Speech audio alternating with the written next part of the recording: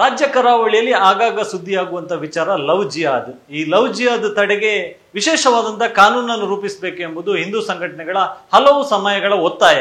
ಆದ್ರೆ ಇದೀಗ ಶ್ರೀರಾಮ ಸೇನೆ ಸಂಘಟನೆ ಲವ್ ಜಿಹಾದ್ ತಡೆಗೆ ಸಹಾಯವಾಣಿ ಆರಂಭ ಮಾಡುವಂತ ನಿರ್ಧಾರವನ್ನು ಮಾಡಿದೆ. ನಾಳೆಯಿಂದ ರಾಜ್ಯದ 6 ಜಿಲ್ಲೆಗಳಲ್ಲಿ ಈ ಒಂದು ಸಹಾಯವಾಣಿ ಕಾರ್ಯಾರಂಭವನ್ನು ಮಾಡಲಿಕ್ಕಿದೆ. ಪ್ರಮುಖವಾಗಿ ಈ ಲವ್ ಜಿಹಾದ್ ನಲ್ಲಿ ಸಿಲುಕಿರುವಂತಹ ಹೆಣ್ಣು ಮಕ್ಕಳನ್ನು ರಕ್ಷಣೆ ಮಾಡಬೇಕೆಂಬುದೇ ಶ್ರೀರಾಮ ಸೇನೆ ಸಂಘಟನೆಯ ಉದ್ದೇಶ. ಹೀಗಾಗಿ ರಾಜ್ಯದ 6 ಜಿಲ್ಲೆಗಳಲ್ಲಿ ಅಂದ್ರೆ ಪ್ರಮುಖವಾಗಿ ಬೆಂಗಳೂರು, ಮಂಗಳೂರು, ಹುಬ್ಳಿ, ಹಾಗೆ ಕಲಬುರಗಿ, ದಾವಣಗೆರೆ ಈ 6 ಜಿಲ್ಲೆಗಳನ್ನು ಕಾನ್ಸಂಟ್ರೇಟ್ ಮಾಡಿಕೊಂಡು ಈ ಒಂದು ಸಹಾಯವಾಣಿ ಆರಂಭವನ್ನು ಮಾಡಲಿಕ್ಕಿದೆ. ಪ್ರಮುಖವಾಗಿ ಕೇವಲ ಹೆಣ್ಮಕ್ಳು ಅಂದ್ರೆ ಆ ತೊಂದರೆಗೊಳಗಾಗಿರ್ತಕ್ಕಂಥ ಹೆಣ್ಮಕ್ಳು ಮಾತ್ರ ಅಲ್ಲದೆ ಆ ಹೆಣ್ಮಕ್ಳ ಪೋಷಕರು ಇರ್ಬೋದು, ಇದರ ಜೊತೆಗೆ ನೆರೆಕರೆಯವರು ಇರ್ಬೋದು ಮತ್ತು ಸಾರ್ವಜನಿಕರು ಇರ್ಬೋದು, ಯಾರಿಗೆ ಯಾವಾಗ ಆ ಒಂದು ಲವ್ ಜಿಹಾದ್ ನ ಬಗ್ಗೆ ಆಗ್ತಿದೆ ಎನ್ನುವಂತ ಮಾಹಿತಿ ಬರ್ತದೆ, ಸುಳಿವು ಸಿಗ್ತದೆ. ಹಾಗಾಗಿ ಆ ಸಂದರ್ಭದಲ್ಲಿ ಆ ವಿಚಾರವನ್ನು ಈ ಒಂದು ಸಹಾಯವಾಣಿ ನಂಬರ್ ಏನಿದೆ ಆ ಒಂದು ನಂಬರ್ಗೆ ನೀಡಬಹುದು.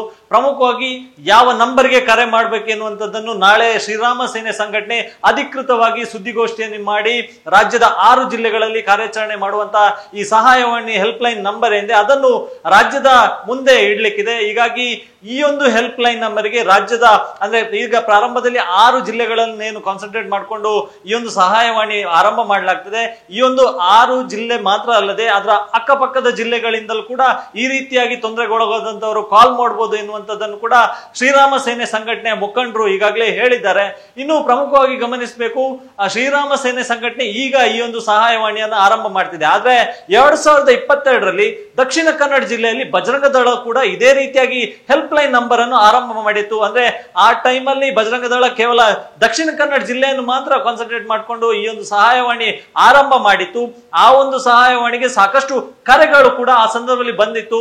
ಆ ಬಳಿಕ ಏನು ತೊಂದರೆಗೊಳಗಾದವರನ್ನು ರಕ್ಷಣೆ ಮಾಡುವಂತ ಕೆಲಸವನ್ನು ಕೂಡ ಮಾಡಲಾಯಿತು.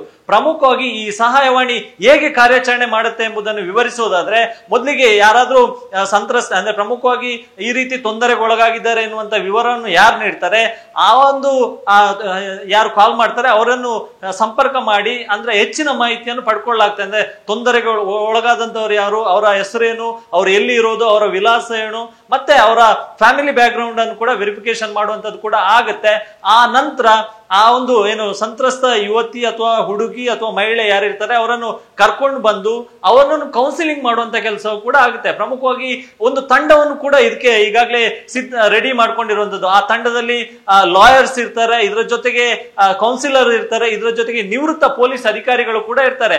ಪ್ರಮುಖವಾಗಿ ಕೌನ್ಸಿಲರ್ಸ್ ಅವರನ್ನು ಕೌನ್ಸಿಲಿಂಗ್ ಮಾಡಿ ಮನವೊಲಿಸುವಂತ ಕೆಲಸವನ್ನು ಕೂಡ ಮಾಡ್ತಾರೆ. ಇದರ ಜೊತೆಗೆ ಲಾಯರ್ ಎಂದರೆ ಅವರಿಗೆ ಈ ಲವ್ ಜಿಹಾದ್ ನಿಂದಾಗಿ ಏನೇನು ಆಗಿದೆ ಮತ್ತು ಸಮಾಜದಲ್ಲಿ ಏನೇನು ಘಟನೆಗಳಾಗಿದೆ ಮತ್ತು ಕಾನೂನು ಇದಕ್ಕೆ ಯಾವ ರೀತಿಯಾಗಿ ಪೂರಕ ಆಗಿರುತ್ತೆ ಇದೆಲ್ಲ ಮಾಹಿತಿಯನ್ನು ವಕೀಲರು ನೀಡ್ತಾರೆ. ಇದರ ಜೊತೆಗೆ ಪೊಲೀಸ್ ಅಧಿಕಾರಿಗಳು, ನಿವೃತ್ತ ಪೊಲೀಸ್ ಅಧಿಕಾರಿಗಳು ಏನಿರ್ತಾರೆ ಅವರು ಈ ಹಿಂದೆ ಆಗಿರ್ತಕ್ಕಂಥ ಘಟನೆಗಳು, ರಾಜ್ಯದಲ್ಲಿ ಆಗಿರ್ತಕ್ಕಂಥ ಲವ್ ಜಿಹಾದ್ ನಿಂದ ತೊಂದರೆಗೊಳಗಾಗಿರ್ತಕ್ಕಂಥ ಹೆಣ್ಮಕ್ಳು ಯಾರಿದ್ದಾರೆ ಅವರಿಗೆ ಏನೇನು ಪರಿಸ್ಥಿತಿ ಆಯಿತು ಇದೆಲ್ಲವನ್ನು ಕೂಡ ಅವರು ವಿವರಿಸಿ ಆ ಒಂದು ಸಂತ್ರಸ್ತೆ ಅಂದ್ರೆ ಲವ್ ಜಿಹಾದ್ ಜಾಲದಲ್ಲಿ ಸಿಲುಕಿರತಕ್ಕಂಥ ಹೆಣ್ಮಕ್ಳು, ಯುವತಿ ಅಥವಾ ವಿದ್ಯಾರ್ಥಿನಿ ಮುಂದೆ ಹೇಳುವಂತ ಪ್ರಯತ್ನವನ್ನು ಕೂಡ ಮಾಡ್ತಾರೆ. ಈ ರೀತಿಯಾಗಿ ಈ ತಂಡ ಅವರನ್ನು ಕೌನ್ಸಿಲಿಂಗ್ ಮಾಡಿ ಅವರನ್ನು ಈ ಒಂದು ಲವ್ ಜಿಹಾದ್ ಜಾಲದಿಂದ ಭೇದಿಸುವಂತ ಕೆಲಸವನ್ನು ಮಾಡುತ್ತೆ. ಈಗಾಗಲೇ ಶ್ರೀರಾಮ ಸೇನೆ ಸಂಘಟನೆ ಈಗ ಸಹಾಯವಾಣಿ ಆರಂಭ ಮಾಡೋದಕ್ಕೆ ಮೊದಲೇ ಈ ರೀತಿಯಾದಂತಹ ಕಾರ್ಯವನ್ನು ಹಿಂದಿನಿಂದಲೂ ಕೂಡ ಮಾಡ್ಕೊಂಡು ಬಂದಿದೆ. ಅದರಲ್ಲೂ ಪ್ರಮುಖವಾಗಿ ಹುಬ್ಬಳ್ಳಿ ಭಾಗದಲ್ಲಿ ನಾವು ಈ ರೀತಿಯಾಗಿ ಕೌನ್ಸಿಲಿಂಗ್ ಮಾಡಿ ಸಕ್ಸಸ್ ಕಂಡಿದ್ದೇವೆ ಎನ್ನುವಂತ ಮಾತನ್ನು ಕೂಡ ಆ ನಾಯಕರು ಹೇಳಿದ್ದಾರೆ.